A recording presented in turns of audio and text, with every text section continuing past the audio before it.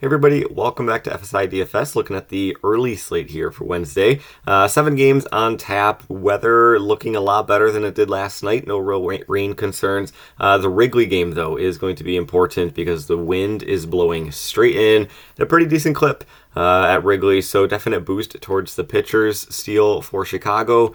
Milwaukee, we're not 100% sure if this is going to be Ross. It could be, but he has not been confirmed. He's still to be determined at MLB.com. So just pay attention to that. If he is indeed in, I really don't have much interest at all. At 7.3K, he's still coming off the 60-day IL. He had a couple of rehab assignments, but never really went past like 50 pitches. So maybe he gets to 55 or 60 pitches. But again, there's much better ways to manage your salary than 7.3K for a guy who might not even go 4 innings, can't get in line for the win because of that, and only gets 60 pitches. So Milwaukee is one team that we don't know the starting pitcher. We also don't know the starting pitcher for St. Louis yet. DK has a probable, but he's not confirmed at all. And then Minnesota, we don't know what they're going to be doing. It is confirmed Okert's going to be starting off as the opener, but we don't know who's going to be pitching behind him. So 3 starting pitchers out of the 14 going. That's already 21%. I don't have the sheet because of that reason. I don't know 20% of the starting pitchers, meaning I can't really rank accurately 20% of the bats. But we'll talk about it as a whole, and you'll kind of quickly see where I think things lie. Starting at the top, Aaron Nola, 10K for him. Last start against the Pirates, struggled a little bit, but he's still Aaron Nola this season. He is a guy who has a great, amazing ceiling, but at the same time, when he's off, he's really off, and he's going to struggle.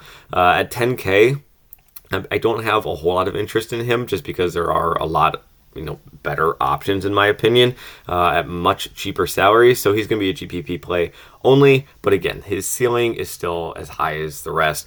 Just a tough matchup, we'll say, facing off against Minnesota. Brown, I will take Brown over Nola, especially when you're taking into account to the matchups, the ballparks, the salary, all of that. I'm going to be taking Brown over Nola. He's going to see more ownership with that. But still, this is a guy who consistently just pumps out 20, 25 DK points every single start. He's finally seen his salary grow, though. He has been a guy who has been extremely popular all season long because he was only priced at 8 to 8.5 all season long, while still producing 20 DK points every single start. Nice matchup against Oakland, but he has seen his salary bump up quite a bit. He's now at 9.4K, but doesn't really shake me off of him too much. I still think that he's going to be a pretty popular option here, all things considered.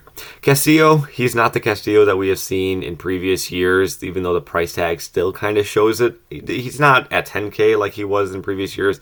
He's down to 9.2, but still very elevated. His strikeout rate has gone down. It's not terrible by any means, but his strikeout rate has gone down significantly compared to years past.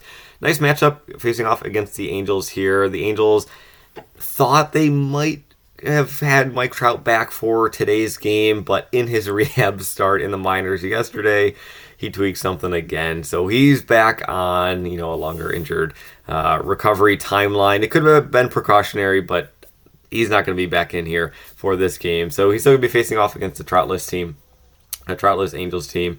But again, if I had to, pick between Castillo and Brown, I'm definitely going to be picking Brown in this matchup. Steele, already mentioned him briefly in terms of pay attention to the weather in Wrigley. It looks like the winds are going to be blowing straight in. First game out of the All-Star break did not treat him very well at all, facing off against Arizona.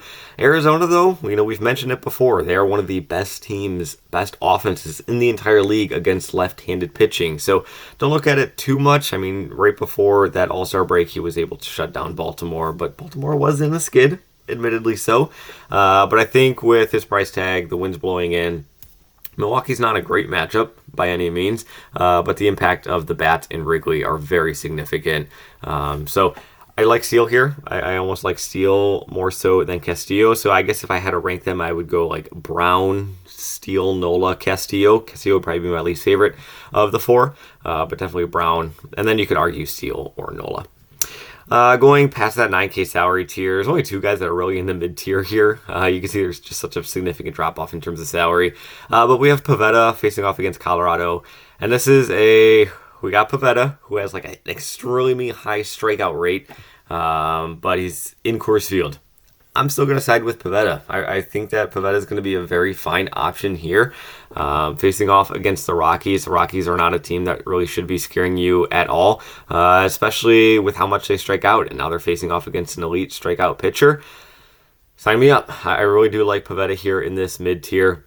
I think he's going to see quite a bit of ownership, and if people are scared of Coors Field, all the better. I will then be a little bit overweight on Pivetta, just because, Coors Field doesn't really matter too much when, the Rockies are going to be striking out 10 to 14 times as a team, and not to Pivetta. I'm not saying he's getting 10 to 14, but as a team, they're going to be striking out quite a bit. But Pivetta would not shock me if he's able to get, 7 to 10 strikeouts in this matchup. Montas, facing off against Atlanta. Not as scary of a lineup as we've seen in recently. So we know Acuna, he's been out forever, but Acuna is not in the lineup. Ozzie Albies fractured his wrist a couple days ago, so he's out. And now Austin Riley, he's on the paternity list. His wife's having a baby. So now you got Acuna, Albies, and Riley, like three of their top four hitters gone from this lineup. So it's getting... Oh, Harris, he's also on the IL, so he's out too. So now I got four of the top five batters for Atlanta, in their typical lineup, all out injured or on paternity list. So this Atlanta lineup is really watered down. He's going to be facing a couple of lefties. Olsen, but then you also have Klenich, who's going to be batting leadoff. He's been batting leadoff forever with Harris out. So he's going to be facing quite a few lefties. Like the remaining good bats in the lineup are all lefties for Atlanta. So that is a little bit of a hesitation towards, jamming Montas in. But still, it's a watered down Atlanta lineup. I could see maybe having some interest in him, but frankly, I'm off of him. So Pivetta, I'm going to be taking well over him. Win-ins, just no thank you. I already talked about Ross. Sears, his guy's been looking phenomenal as of late. Look at this. He's been doing great. But when he's off, he's really off. And he does allow quite a bit of hard contact. I could see him getting quite a bit of interest just because of the 6.9 salary price tag. Like if you go with a Sears and Pivetta, just kind of chasing some strikeouts, but Houston doesn't really strike out too much.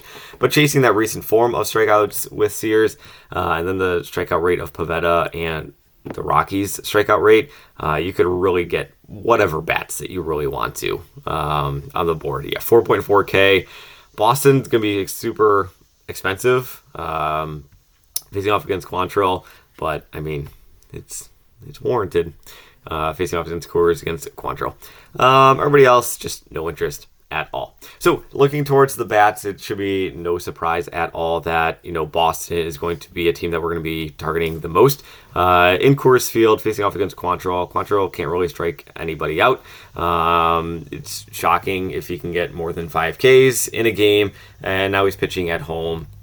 Things never really go well for Quantrill at home, even though it does look like he's actually done pretty well. Well, he's just a bad pitcher everywhere, I guess. But Boston definitely going to be the top stack of the day. Not too surprised there. Duran, this guy's just been a stud. Like an absolute stud. He was going into the All-Star break doing well. He's coming out of the All-Star break just even better.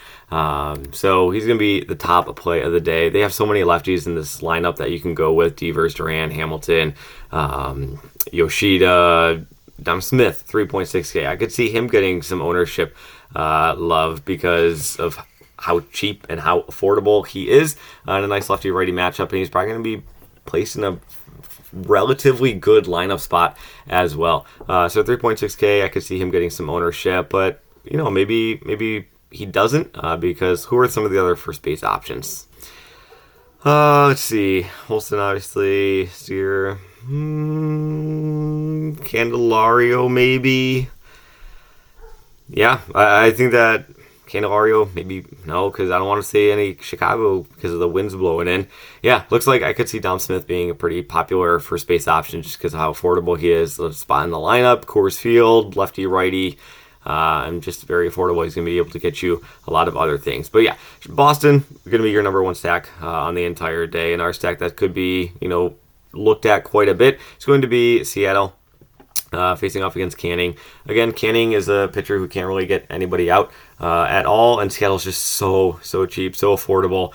So really playing any of these guys on Seattle, it's going to be opening up the salary in your lineup. You could probably jam in a Seattle and Boston stack, like a top Boston stack, getting some of those 6K guys with Duran and O'Neill and Devers. Probably not all three, but maybe two of the three you could get in, along with some fairly decent pitching options. I don't think salary is going to be really too much of an issue, really, at all. I think a nice GPP play could be Houston. Maybe Sears gets a little bit more, look at ownership than he really rightfully should, just because of his recent form. But he still doesn't strike out a whole heap ton of guys, and he's facing off against Houston, who just as a team doesn't strike out much at all. So this Houston lineup, let's see what their salaries are looking like. Yeah, very affordable. You can get a nice big 5-man stack of Houston if you really want to go in that direction. Lefties, like Houston hits lefties very well. Yordan Alvarez, he's not had the season that he's had in years past, but he's still one of the better left-handed hitters against left-handed pitching in the entire league. So the lefty on lefty matchup doesn't really scare me too much in that regard. But I think that Houston could be one of my favorite GPP plays on the board if it is indeed Sears getting a little bit more of an ownership run. I think the Angels could also be a little bit sneaky just because of how iffy Castillo has been and shaky he has looked over the past month or so. And then Minnesota facing off against Nola. We know what Nola's floor can be, and it's near zero. So while he does have a massive upside, there's a lot of shakiness towards him. So while he is a GPP pitcher, I think that Minnesota can also lead towards a GPP terms of bats because of the ups and downs that Nola can provide. So really like Cincinnati bats against Winans. I like the Atlanta bats. If a small Atlanta bats against Montas, I'm talking about guys like Kalenic and guys like Olsen.